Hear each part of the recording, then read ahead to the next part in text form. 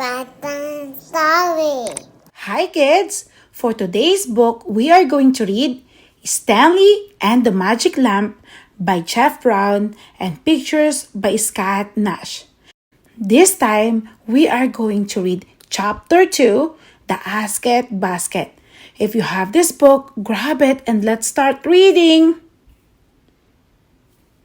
I told them, but they didn't believe me, Stanley said back in the bedroom. Of course they didn't. Arthur was still under the bed. Who'd believe a whole person could pull out of the pot? It's not a pot, said Prince Araz. Now please come out. I apologize for the puffs. Arthur crawled from under the bed. No more scary stuff? I promise, the genie said, and they shook hands. Arthur could hardly wait now. Stanley, try a wish. We can't, Stanley said, not till our homework is done. What's homework? Asked Prince Araz. The brothers stared at him, amazed, and then Stanley explained. The genie shook his head.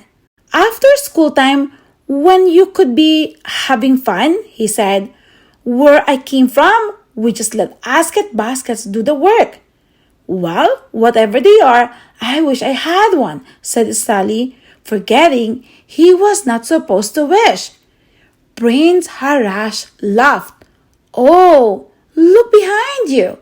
Turning, Stanley and Arthur saw a large straw basket about the size of a beach ball and decorated with red and green zigzag stripes floating in the air above the desk.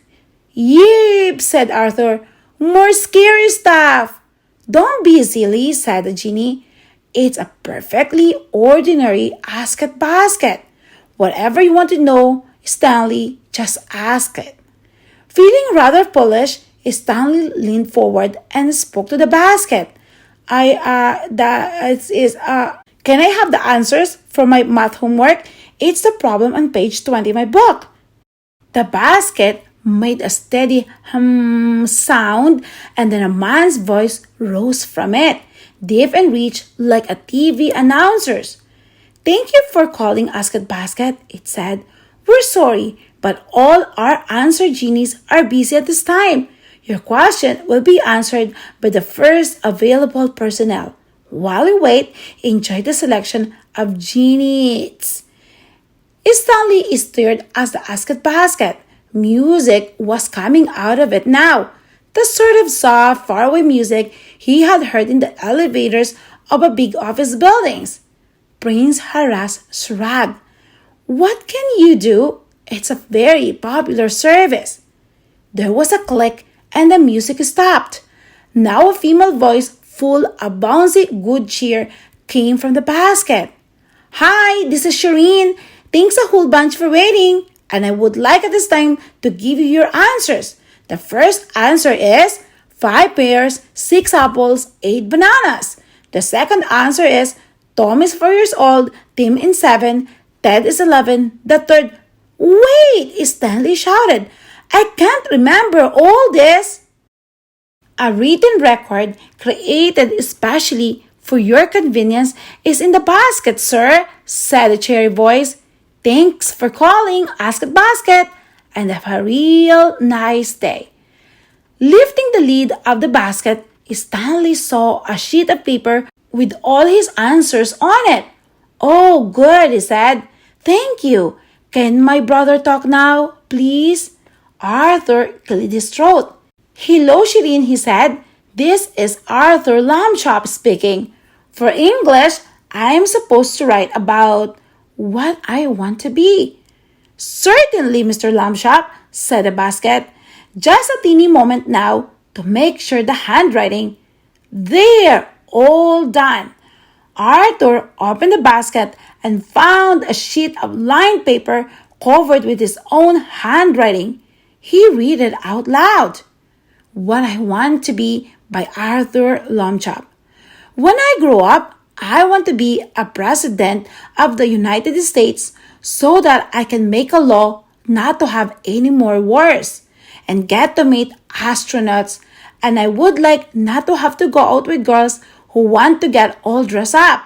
Most of all, I would like to be the strongest man in the world, like Mighty Man, not to hurt people, but so everybody would be extra nice to me.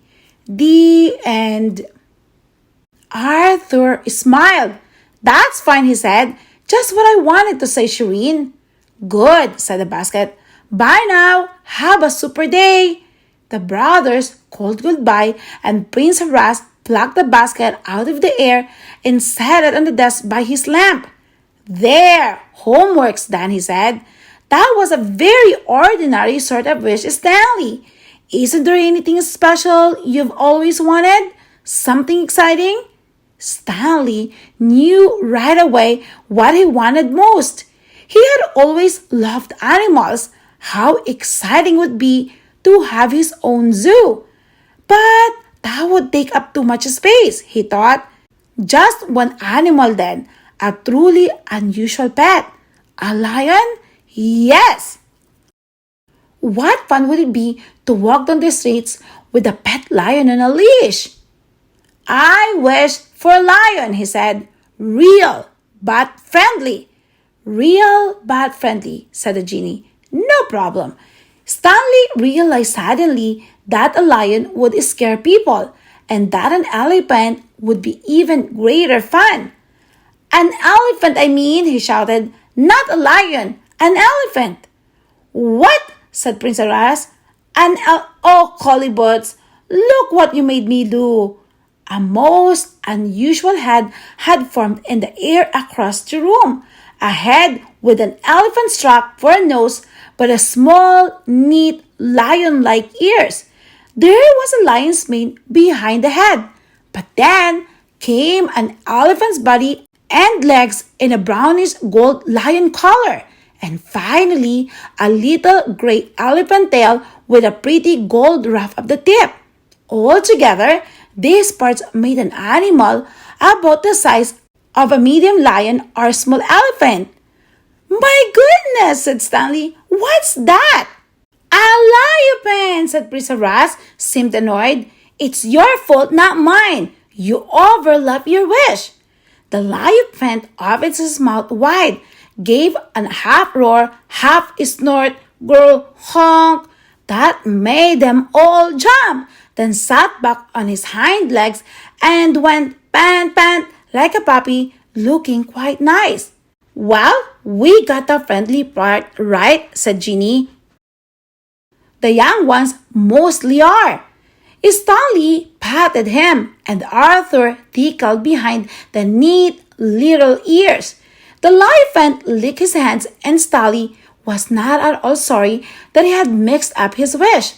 Just then, a knock sounded on the bedroom door, and Mrs. Lambchop's voice called out, Homework done? Come in, said Stanley, not thinking, and the door opened. How very quiet you, Mrs. Lambchop began, and then she stopped. Her eyes moved slowly about the room from Prince Haras to the Askit Basket and onto the elephant. Gracious, she said. Prince Haras made a little bow. How do you do? You are the mother of these fine lads, yes? I am, thank you, said Mrs. Lambchop. Have we met? I don't seem to. This is Prince Haras, Stanley said, and that's a elephant, and that's an Askit Basket. Guess what, said Arthur. Prince Haras is a genie, and Stanley can't wish for anything he wants. How very generous, Mrs. Lambchop said. But I am not sure. Turning, she called into the living room. George, come here. Something quite unexpected has happened.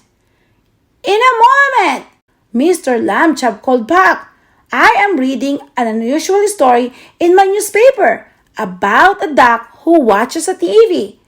This is even more unusual than that, she said, and Mr. Lambchop came at once. Ah, yes, he said, looking about the room. Yes, I see. Would someone care to explain? I tried to before, Stanley said. Remember? About... Wait, dear, said Miss Lambchop.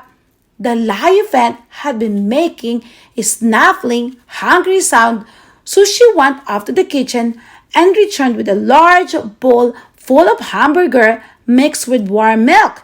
While the Lionfant ate, Stanley told Mrs. Lambchop what had happened. Mr. Lambchop thought for a moment. Unusual indeed, he said. And what a fine opportunity for you, Stanley.